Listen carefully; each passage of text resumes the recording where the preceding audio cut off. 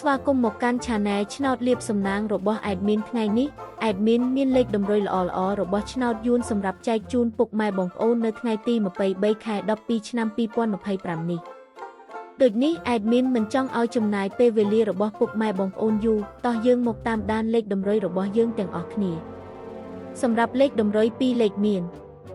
លេខ87លេខ34សម្រាប់លេខតម្រុយអូស2លេខមានលេខតម្រុយទី1អូស80និងលេខតម្រុយចុងក្រោយអូស30សម្រាប់លេខតម្រុយ3លេខមាន784គុណនិង307គុណសម្រាប់លេខតម្រុយថ្ងៃនេះ Admin សូមជូនពរឲ្យពុកម៉ែបងប្អូនជួបតែសំណាងល្អទាំងអស់គ្នាហេងមានលាភមានជ័យ